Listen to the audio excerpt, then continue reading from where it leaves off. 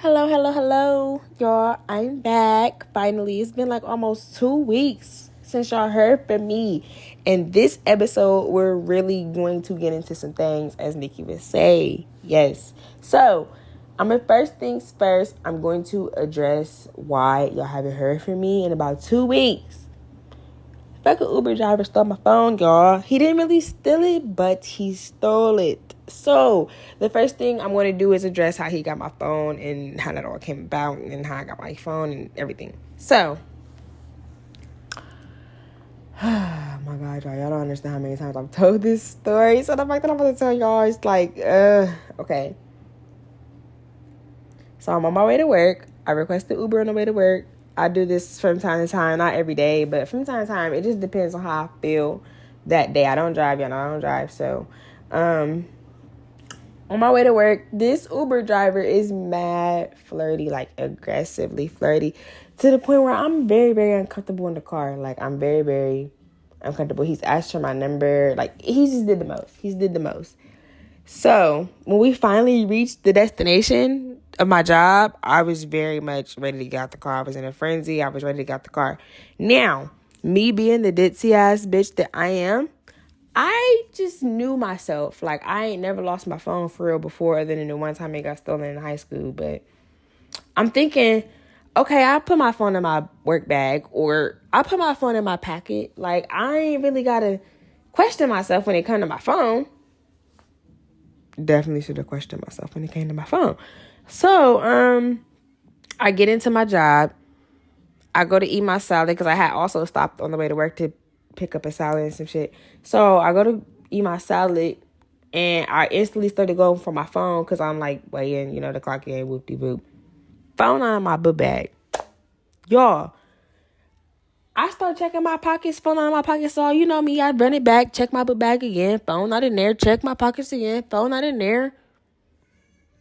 Literally, I started going outside. So I asked the security, like, has anybody seen my phone? Nobody has seen my phone. So I went outside. I backtracked my steps because I got dropped off right by the door. So I didn't have to walk far. It wasn't a phone in the parking lot, like laying on the ground, like it dropped out of my pocket or anything like that. So I keep going back in the building. I see the Uber driver. Let's remind you that. I see the Uber driver. He's in the parking lot, like he about to leave. He by the gate, but he not out the gate yet. So I just go back inside. I start calling my phone. As soon as I start calling my phone, and I kid y'all the fuck not, that motherfucker Uber driver took off through that gate and zoomed down the street. I said, when he did that, I knew he had my phone. So I go back inside. I give them back their phone. I use somebody else's phone. I use several people's phones to call my phone. He didn't answer not one call. So at that period of time, I chalked it up as a loss. Fuck it. My phone's gone. I called Verizon. I canceled the service. Suspend the service. Basically at this point I didn't have insurance on my phone, so Verizon told me if I get insurance I could call back within 24 hours and get a replacement phone, whoop-de-whoop, which ended up being a fucking lie. Fuck you, Verizon. I hope I don't get flagged for saying that, but yeah. I did that, and when I called back the next day, basically if you do that, you gotta wait a month to get a new phone, not 24 hours. I'm like, I can't go a month without a phone, so I just bought another phone. Whoop-de-whoop.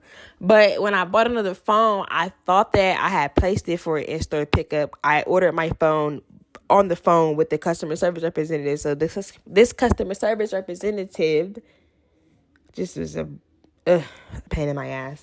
But, so she gives me a location on where I could go pick up my phone. So I order my phone. Whoop-de-whoop. She said it's going to take like 30 minutes or so. So I'm like 30 minutes or so go by, and I go to the location that she gave me to get my phone, and there's no phone up there for me. They didn't even have the phone that I ordered in the building. So it's just like, I'm like, huh? So at the time I'm thinking like, okay, I confirmed with the customer service representative that I placed the in-store pickup. So if my phone's not at this location, where is my phone at?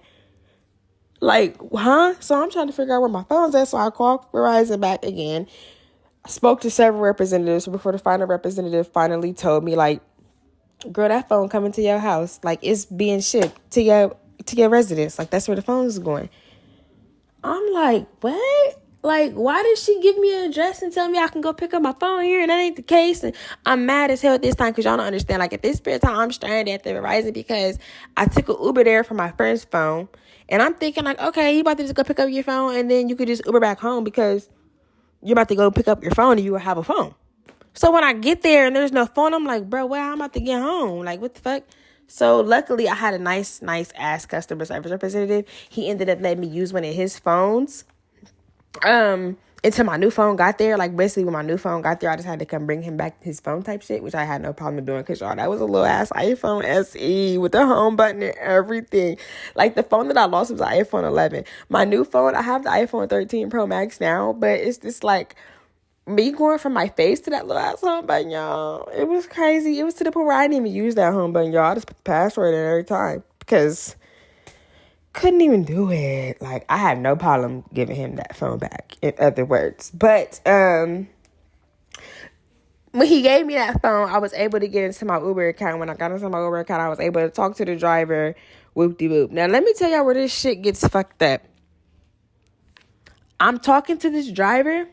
Finally, you know what this motherfucker tell me? He tell me, oh, you fill up my gas tank and I bring your phone back. Now, y'all know how expensive gas is right now?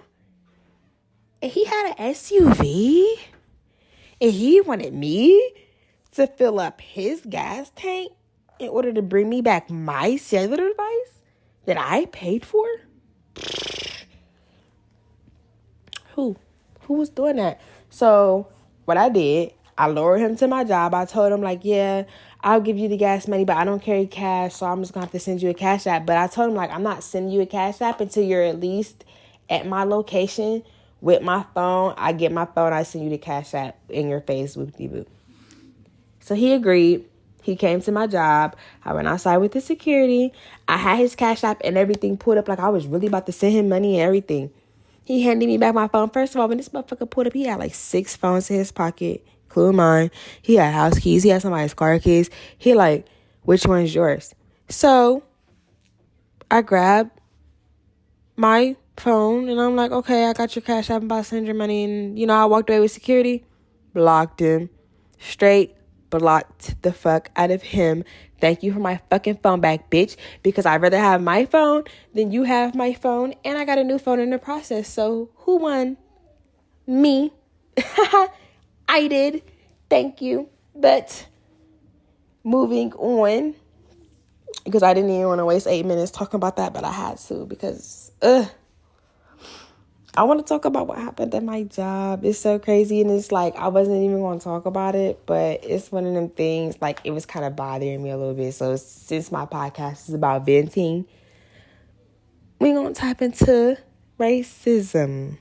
As y'all know, I am a melanin female. Very much so. Beautiful at it as well. And it was an incident with this lady at my job like last week, 2 weeks ago as well. It was like the same week that my phone got stolen. Another reason why y'all haven't heard about it sooner. But I'm not going to get into names or display too much of the backstory on why what was said. I'm just going to really pretty much talk about what was said and my opinion on the outcome and what happened. And we're going to leave it at that for tonight. So, moral of the story was, she's Caucasian, and she has a Caucasian son, and this son was allegedly being bullied by a group of African-American kids, and her son has autism, which is a fact. It's not alleged autism. And there was just an incident. Moral story, there was an incident, and she said this statement: keep them little black motherfuckers in the back of the bus where they belong. And before she said this statement, she has said to keep her son in the front of the bus. You know, her son is Caucasian. So, when she said that, I was kind of rubbed the wrong way, regardless on if her son is autistic or not. It's just kind of like, it just was like a kind of a, you know, we being me being me, I've been in all kind of I've been in all kind of situations where I felt like race was like the factor, but I ain't never really heard no statement in my face with my ears. So I was rubbed the wrong way, but I'm not gonna beat y'all.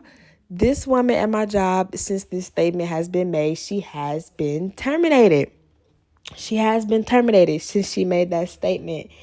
And I didn't say anything to anybody. I didn't say anything to HR, which is why, and I don't think I told y'all this, but I was the only black person standing outside that day in that smoke area. It was me, her, and a group of Caucasian people. So, I'm going to dabble into my opinion a little bit. I understand her frustration. As a mother, as a woman, I definitely understand her frustration. I just felt like she chose a terrible choice of words. Because, I mean, let's be honest, y'all. How many times has a Caucasian person did some shit to us and we like, damn, that might be, we do that shit. We do that shit. So it's like, can we really sit around and beat up on them for doing the same thing? Granted, them choice of words, definitely don't support. I definitely don't support them choice of words. I feel like racism is very much still present, but I also feel like we live in a very diverse world as well. Like, there's so many mixed races and there's so many biracial couples. You never know who's in a relationship with the opposite race. You never know who has kids that are biracial. So I really feel like you do need to watch what you say, especially in work environments and professional environments and just the public period, honestly, because I ain't gonna beat you. Like, who's to say if this didn't just happen at Kroger or at a regular store, just somewhere that nobody this wasn't work, this wasn't somebody's livelihood, this wasn't somebody's like source of income. So she said that shit, somebody just started wailing on her ass. Like, you never know. So I do think that you need to watch what you say, even when you are predominantly around your own kind. Just because you're around a bunch of people like you does not mean that you are safe. It doesn't anymore. It used to, amount of years ago, but now in today's society, you could be talking your shit and this motherfucker next to you got a whole black husband, whole black wife, whole mixed kids. You never know. Or vice versa. You never know. So let's be honest. Like, I personally don't feel like that little statement was worth losing your job about, but other people did. So that's why it happened. That's why I work very, very hard to grow a filter, because I do not have one. I legit say the first thing that comes to my mind. I just started to have a filter this year, 2022. Like, literally. Like, and it's the fact that, like, on some real shit, I've been saying the first thing that comes to my mind for so long. It's really hard for me to even think about it. Honestly, it is. Like, I've only grown a filter for professional and work environments because, like I said, this is our source of income. This is our livelihood. I don't want to lose my job over some shit that I didn't even have to say, But any of my friends could tell you, anybody could tell you, like, anywhere else, I still don't have a filter. I completely blurt out random shit. Like, I just say stuff. Like, more or less, I'm going to end the podcast with that. I just say stuff. Sometimes it makes sense. Sometimes it don't make sense. Like, I don't know. I just say stuff. But until next time, I'll tap back in with y'all very, very soon. I have my new phone. I have no excuses on why I'm not talking to y'all. So we're going to leave it at that. Until next time. Bye.